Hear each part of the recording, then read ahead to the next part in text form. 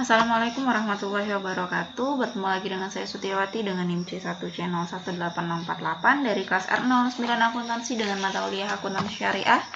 Untuk kali ini pembahasan kita mengenai akad ijarah terbagi menjadi 4 pembahasan. Yang pertama mengenai pengertian akad ijarah, yang kedua itu jenis akad ijarah, yang ketiga dasar syariah, dan yang keempat yaitu perlakuan akuntansi PSAK 107 revisi 2016 mengenai akad ijarah. Yang pertama pembahasannya ini yaitu pengertian akad ijarah, di mana menurut Syahid Sabik dalam fikih sunnah, ijarah berasal dari kata al-ajruh yang berarti al-iwadu atau ganti atau kompensasi. Ijarah dapat didefinisikan sebagai akad pemindahan hak guna atau manfaat atas suatu barang atau jasa dalam waktu tertentu dengan pembayaran upah sewa atau ujrah tanpa diikuti dengan pemindahan kepemilikan atas barang itu sendiri. Akad ijarah hendaknya memuat aturan tentang jangka waktu akad, besarnya sewa atau upah, cara pembayaran sewa atau upah di muka, angsuran atau di akhir, peruntukan aset yang disewakan, dan hal lain yang dianggap penting.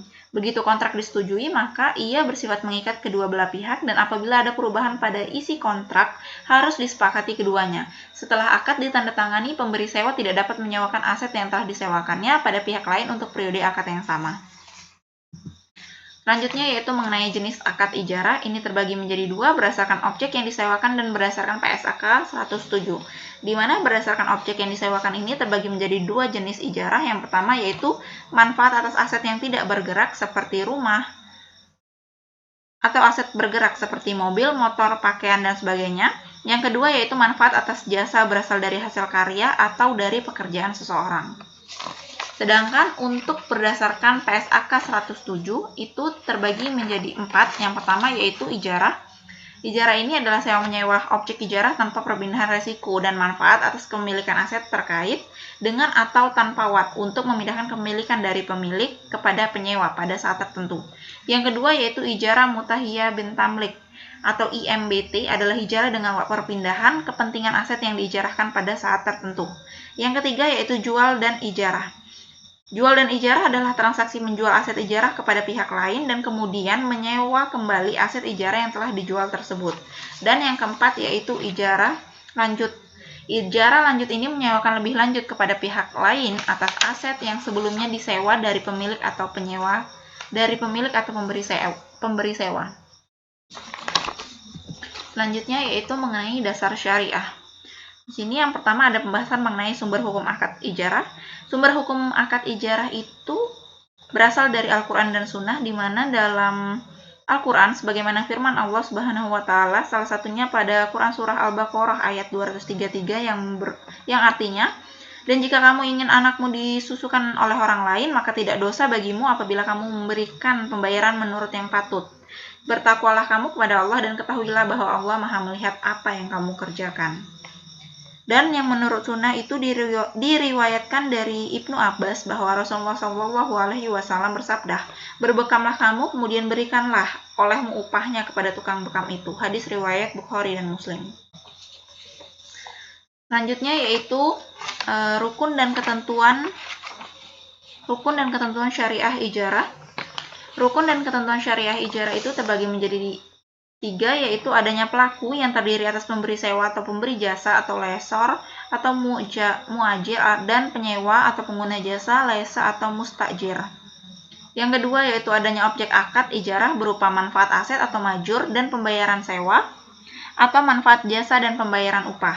Dan yang ketiga itu adanya ijab qabul atau serah terima dari objek akad ijarah. Untuk pembahasan yang ketiga mengenai berakhirnya akad ijarah itu terbagi menjadi 4. Yang pertama yaitu periode akad sudah selesai sesuai perjanjian, namun kontrak masih dapat berlaku walaupun dalam perjanjian sudah selesai dengan beberapa alasan. Misalnya keterlambatan masa panen jika menyewakan lahan untuk pertanian, maka dimungkinkan berakhirnya akad setelah panen selesai. Itu menurut Syahid Sabik 2008. Yang kedua yaitu periode akad belum selesai tetapi pemberi sewa dan penyewa sepakat menghentikan akad ijarah. Yang ketiga yaitu terjadi kerusakan aset. Yang keempat yaitu penyewa tidak dapat membayar sewa. Dan yang kelima yaitu salah satu pihak meninggal dan ahli waris tidak berkeinginan untuk meneruskan akad karena memberatkannya. Selanjutnya yaitu mengenai perlakuan akuntansi PSAK 107 revisi 2016. Menurut perlakuan akuntansi PSAK 107 revisi 2016 tentang akad ijarah ini terbagi menjadi dua, yaitu mengenai akuntansi untuk pemberi sewa atau mu'jir dan akuntansi untuk penyewa atau mustajir. Yang pertama yaitu akuntansi untuk pemberi sewa atau mu'jir. Ini salah satu contohnya adalah mengenai biaya perolehan. Biaya perolehan untuk objek ijarah baik aset berwujud maupun tak berwujud diakui saat objek ijarah diperoleh sebesar biaya perolehan. Aset tersebut harus memenuhi syarat, yaitu kemungkinan besar perusahaan akan memperoleh manfaat ekonomis masa depan dari aset tersebut dan biaya perolehannya dapat diukur secara andal. Contoh transaksi pembelian aset ijarah yaitu pemberi sewa membeli mobil yang disewakan sebesar 150.000 dari PT Berkah. Mobil tersebut memiliki manfaat selama 5 tahun. Jurnal yang dibuat saat pembelian aset dari PT Berkah adalah aset ijarah sebesar 150.000 didebit pada kas atau utang di kredit sebesar 150.000. Yang terakhir yaitu mengenai akuntansi untuk penyewa atau mustajir. Pengungkapan penyewa mengungkapkan dalam laporan keuangan terkait transaksi ijarah dan IMBT, tetapi tidak terbatas pada A. Penjelasan umum isi akad yang signifikan yang meliputi tapi tidak terbatas pada total pembayaran, keberadaan WAT pemilik untuk pengalihan kepemilikan dan mekanisme yang digunakan jika ada WAT pemilik untuk pengalihan kepemilikan. Yang ketiga itu pembatasan-pembatasan, misalnya ijarah lanjut. Yang keempat adanya agunan yang digunakan atau jika ilustrasi tambahan terkait akad ijarah ada. Yang untuk B-nya adalah keberadaan transaksi jual dan ijarah dan keuntungan atau kerugian yang diakui jika ada transaksi jual dan ijarah. Sekian dari presentasi saya. Lebih kurangnya saya mohon maaf, semoga bermanfaat dan saya tutup. Wassalamualaikum warahmatullahi wabarakatuh.